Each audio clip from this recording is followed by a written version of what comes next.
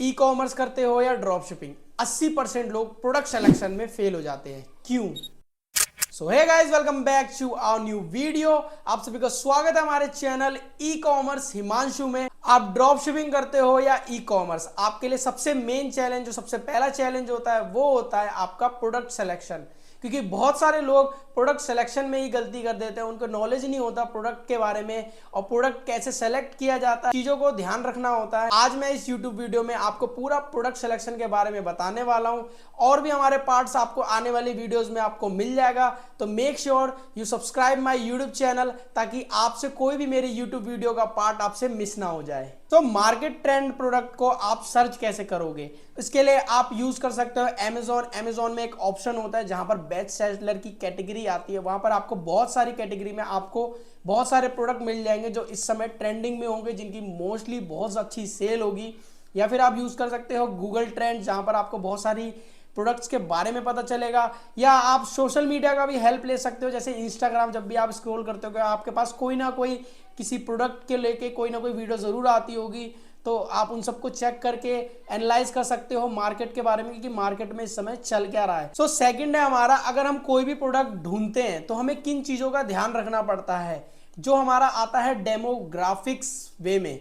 जैसे तो हमें हमेशा जो भी अपना प्रोडक्ट टारगेट करते हैं, हमें हमेशा ध्यान देना पड़ता है कि आप कौन सी एज, कौन से ऑडियंस को टारगेट करना चाहते हो और कौन से क्लाइमेटिक कंडीशन को टारगेट करना चाहते हो, कौन सी लोकेशन का टारगेट करना चाहते हो। तो इसमें मोस्ट चैलेंजिंग होता है, आपको ये चीज जानना बहुत जरूरी होता है कि आप कौन सी इनकम लेवल को टारगेट करना चाहते हो। मिडिल क्लास हो गया, अपर क्लास हो गया और एक लग्जरी क्लास हो गया। तो आपको ये चीज को देख के भी एक प्रोडक्ट सिलेक्शन में आपको बहुत हेल्प मिलेगी। हमने एनालाइज कर लिया मार्केट ट्रेंड को, डेमोग्राफिक वे में भी एनालाइज कर लिया प्रोडक्ट को।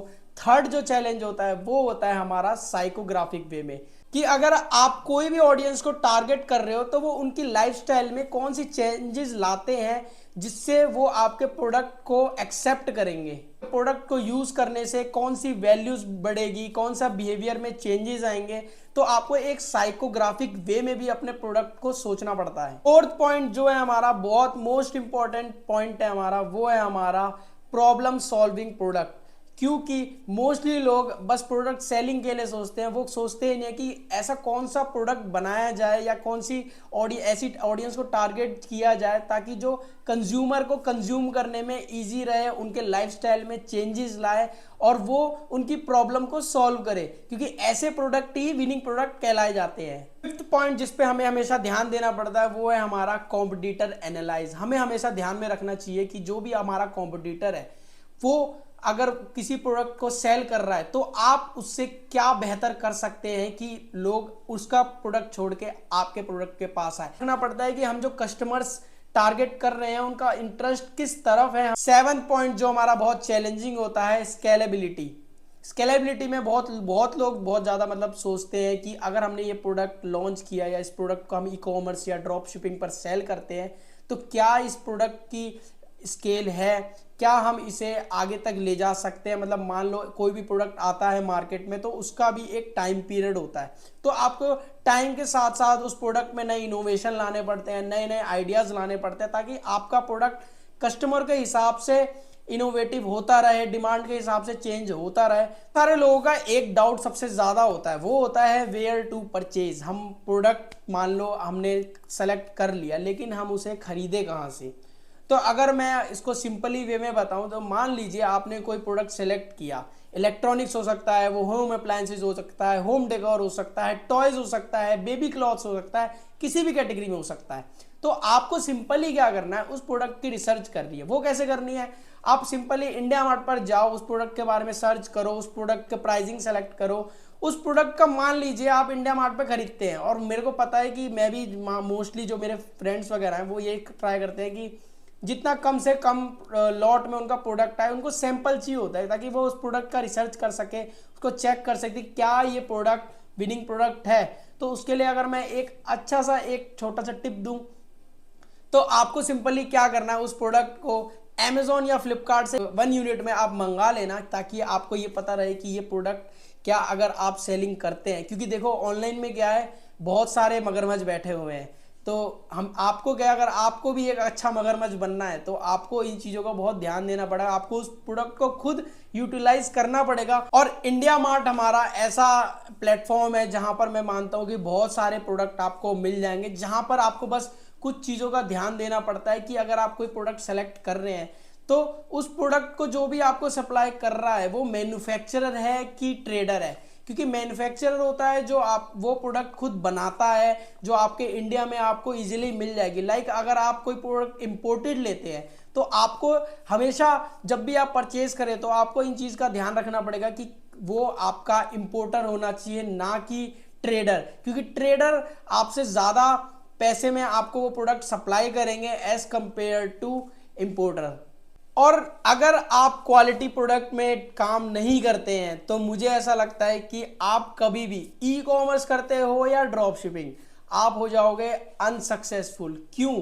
क्योंकि देखो, अगर आप क्वालिटी प्रोडक्ट पे डील नहीं करोगे तो इससे ज़्यादा चांसेस होते हैं आपके प्रोडक्ट के रिटर्न के, आपको लॉस हैंडल करना पड़ सकता है। क्योंकि देखो, अगर आप क्वालिटी प्रोडक्ट में डील नहीं करोगे, आपको हमेशा ध्यान रखना है कि जो भी आप क्वालिटी से सप्लाई करो अपने कस्टमरों तक, ई कॉमर्स में या ड्रॉप शिपिंग में, ऐसा क्वालिटी प्रोडक्ट पे ध्यान देना है। क्योंकि आपका जो क्वालिटी हो वो आपके प्राइस को जस्टिफाई करना चाहिए। बहुत लोगों का ये कहना होता है कि भाई कॉम्पिटिटर इतने रुपए का सेल कर रहा है, मैं इतने रुपए का ला रहा हूं, क्या पता वो प्रोडक्ट क्वालिटी बहुत लो हो, क्या पता वो प्रोडक्ट बहुत उसका डेड स्टॉक हो। क्योंकि क्या होता है जब लोग सेल करते हैं ना, तो एक होता है कि डेड प्रोडक्ट, आप समझ रहे हो क्या होता है। अब मान लीजिए आपके पास कोई इन्वेंट्री पड़ी हुई है और वो इन्वेंट्री आपको पता है कि अब मैं इसको सेल नहीं करना चाहता, मैं क्या करता हूँ इसे कम प्राइस में निकाल के सेल कर देता हूँ, और जो प्रोडक्ट सेल हो रहा है उसकी डिमांड को इंक्रीज कर देता हूँ ताकि जो उनका डेड स्टॉक है वो खत्म हो जाए। तो वो अपने एक फंसे हुए पैसे को निकालने के लिए भी प्राइस को कम करके सेल करते हैं। और लास्ट टॉपिक जो हमारा बहुत इंपॉर्टेंट टॉपिक है, जिसके बारे में शायद आप सभी को बहुत ज़्यादा नॉलेज होने की बहुत ज़रूरी है। क्योंकि अगर आप कोई भी अपना प्रोडक्ट लॉन्च करते हैं या कोई भी प्लेटफॉर्म पर जाते हैं ई कॉमर्स में, अमेजोन हो गया, फ्लिपकार्ट, तो आपको ब्रांड लेना बहुत ज़रूरी है। क्योंकि ब्रांड लेने से क्या होता है, अगर आप कोई भी प्रोडक्ट, मान लीजिए कोई नॉन ब्रांडेड प्रोडक्ट है जो 99 रुपये का सेल हो रहा है और वही प्रोडक्ट आप ब्रांडेड में 399 का सेल करते हैं, तो ऑब्वियस सी बात है कि ब्रांडेड प्रोडक्ट ज्यादा सेल होगा नहीं, क्योंकि लोग ब्रांड पे ज्यादा ट्रस्ट करते हैं as compare to non branded product. Brand लेने का फायदा ये भी होता है कि अगर आप कोई भी प्रोडक्ट सेल करते हैं तो आप उसके बीच में एक ट्रस्ट बना रहता है कि वो जो परचेज कर रहा है वो एक अच्छी जगह से कर रहा है। किसी भी प्रोडक्ट को ब्रांड बनाने का लोगों का मोटिव यही होता है कि वो उस प्रोडक्ट को लॉन्ग टर्म में अपना बिजनेस स्टेब्लिश करे।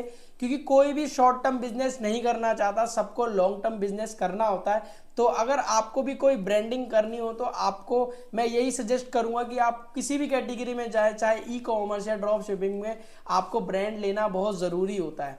ब्रांड ले लेते कैसे हैं, आपको अप्लाई करना पड़ता है ट्रेडमार्क के लिए। ट्रेडमार्क आपकी जो फीस रहती है वो अराउंड 14,500 रुपीज़ की होती है। अगर मैं बात करूं प्रोफेशनल कितने रुपए का चार्ज करेगा तो वो आपसे अराउंड 6,000 to 7,000 में मिनिमम आपसे चार्ज कर लेगा।